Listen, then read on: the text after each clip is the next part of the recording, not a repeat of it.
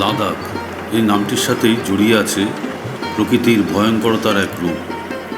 আমাদের চোখের সামনে ভেসে ওঠে সুউচ্চ পর্বতমালার সারি আর বরফাচ্ছাদিত পর্বতশৃঙ্গ, আর সঙ্গে রুক্ষ শীতল মরুভূমি।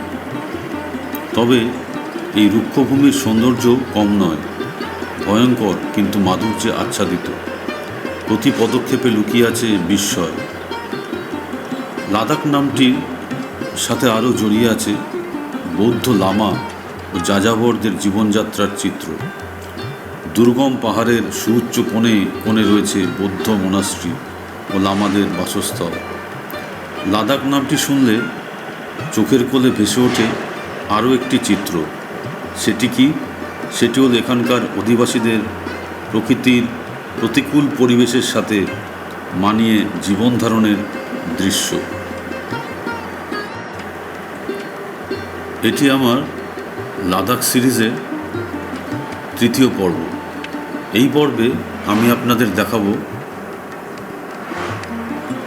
সাম ভ্যালি যে সাইট সিইং হয় তার কিছু জায়গা, যেমন গুরুদ্বারা পাত্তার সাহিব,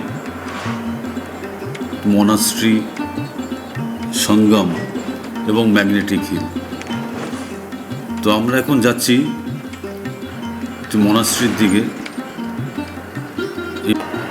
এই মনাস্ট্রির যেটি বলছি সেটি হচ্ছে স্পিতুক মনাস্ট্রি। এটি 11th সেঞ্চুরিতে তৈরি হয়েছিল। এই যে আমরা পৌঁছে গেছি স্পিতুক মনাস্ট্রিতে। এই মনাস্ট্রির ওপর থেকে লে শহরের খুব ভালো দৃশ্য পাওয়া যায়, এই দেখতে পাচ্ছেন। আর এই মনাস্ট্রিটি 8 কিলোমিটার দূরে লে শহর থেকে। এই যে প্যানোরামিক ভিউ দেখতে পাচ্ছেন আপনারা, দূরে সুউচ্চ পাহাড় আর মাঝখানে উপত্যকা, খুব সুন্দর দৃশ্য। আর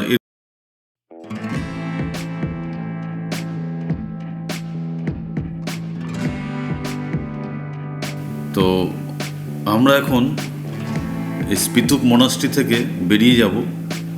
আমরা এখন যাব গুরুদ্বারা পাত্তার সাহিবের উদ্দেশ্যে। এই গুরুদ্বারা পাত্তার সাহিবের একটা ইতিহাস আছে।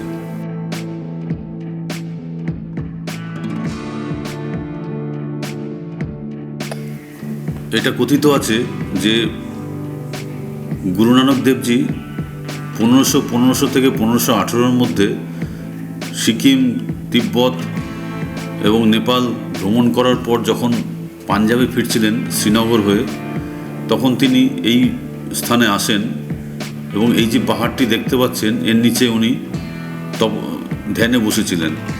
তো সেই সময় এই পাহাড়ের উপর একটি রাক্ষস ছিল। সে একটি পাথর ওপর থেকে গুরু নানক দেবজির ওপরে ফেলে এবং তার ক্ষতি করবার চেষ্টা করে, কিন্তু গুরু নানক দেবজির তাতে কোনো ক্ষতিই হয়নি।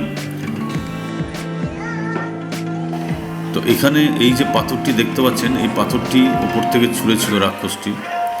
এই পাথরটিকে এখানে রাখা আছে গুরুদ্বারার ভেতরে। আমরা ঢুকেছি এখন গুরুদ্বারার ভেতরে। এখানে ঢুকতে গেলে মাথায় কাপড় বেঁধে ঢুকতে হয়। এগুলো কাপড়গুলো এখানে পাওয়া যায়, ওখান থেকে নিতে হয়, নিয়ে মাথায় কাপড় বেঁধে তারপরে ভেতরে প্রবেশ করতে হয়। এখানে লঙ্গরখানা হয়, আমি এখানে খেয়েছিলাম, খুব ভালো। এবং এখানকার পরিবেশটাও খুব সুন্দর। আর ওই যে পাহাড়টা দেখালাম, ওই পাহাড়ের উপরে উঠবার জন্য সিঁড়ি রয়েছে। মানে ওখানে অতটা উঠবার জন্যে পরিশ্রমের দরকার, আর অতটা উঁচুতে বলে শ্বাসকষ্ট হতে পারে, সেই জন্য আমরা উপরে উঠিনি। আমরা এই গুরুদ্বারার নিচে যে এই গুরুদ্বারাটি রয়েছে, এখানে ভেতরে ঢুকলাম। আমি এখানে খাওয়া দাওয়া করেছিলাম লঙ্গরে। এখানে বাইরে বোঁদে প্রসাদ পাওয়া যায়, চায়ের ব্যবস্থা আছে, এগুলো আপনারা নিতে পারেন। তো এখান থেকে আমরা এখন বেরিয়ে চলে যাব সঙ্গমের উদ্দেশ্যে। সঙ্গম নয়, আমরা এখন যাব ম্যাগনেটিক হিল। এই যে দূরে দেখতে পাচ্ছেন পাহাড়টা সোজাসুজি, ওটাই হচ্ছে ম্যাগনেটিক হিল। এই ম্যাগনেটিক হিলের একটা বৈশিষ্ট্য হলো, এই ম্যাগনেটিক পাওয়ারের জন্যে এখানে ওই গাড়ি বা কোনো রকম গড়িয়ে যায় এরকম কোনো বস্তু যদি রাস্তার উপর আপনি রেখে দেন তাহলে সেটি এমনি এমনি গড়িয়ে যাবে। তো আমরা ওখানে গিয়ে দেখব, ওই গাড়ি ওখানে দেখানো হয়, গাড়িটা দাঁড় করিয়ে যদি দেওয়া হয়, স্টার্ট বন্ধ করে দাঁড় করিয়ে দেওয়া হয় নিউট্রালে দিয়ে, তো গাড়িটা যেদিকে চুম্বকীয় ক্ষেত্রের টান আছে সেদিকে গড়াতে থাকবে। এই যে আমরা পৌঁছে গেছি ম্যাগনেটিক হিলে।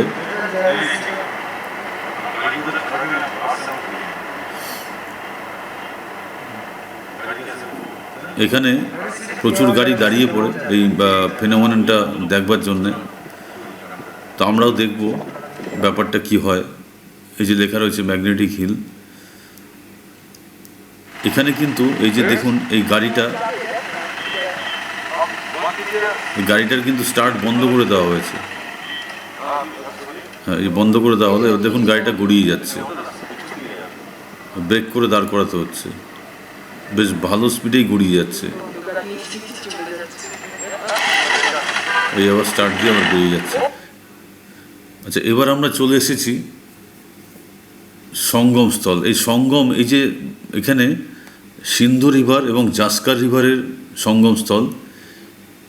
এই গ্রিন কালারের যে জলটা দেখা যাচ্ছে এটা হচ্ছে সিন্ধু নদী, আর অন্যটা হচ্ছে জাস্কার নদী। এই দুটো নদী মিলে সিন্ধু নদ হয়ে চলে গেছে পাকিস্তানের দিকে।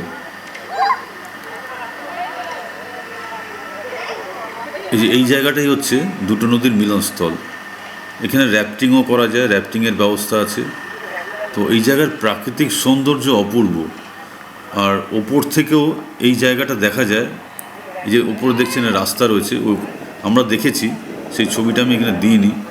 ওপর থেকেও খুব সুন্দর ভিউ পাওয়া যায়। আর এটা হচ্ছে রাস্তাটা আবার নিচে নেমে এসেছে একদম নদীর পাড়ে। এখানেও আসা যায়, এখানটাতেও আসবেন।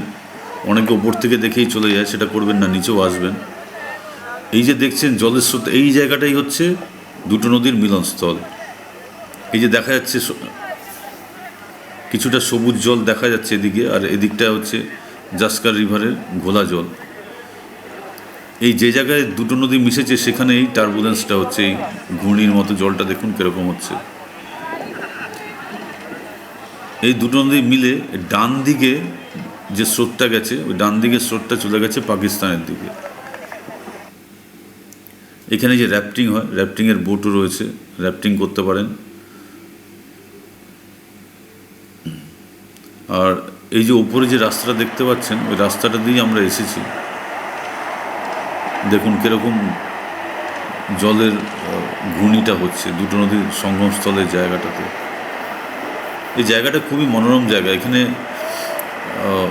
একটা রেস্টুরেন্টও রয়েছে, আপনারা সেখানে এই নদীর সঙ্গমস্থলে বসে সেখান থেকে চা কফি নিয়ে বা কোনো স্ন্যাক্স নিয়ে খেতে পারেন, বসে উপভোগ করতে পারেন জায়গাটা, খুব ভালো লাগবে।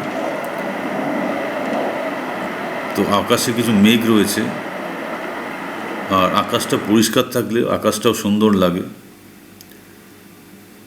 তো আমরা আমাদের এই সাম ভ্যালি ট্যুরটা এখানেই শেষ করছি। আমরা এবার ফিরে গেছি হোটেলের দিকে। তো হোটেলে যাওয়ার পথে আমরা এই বৌদ্ধ স্তূপটাতে এলাম, শান্তিস্তূপ।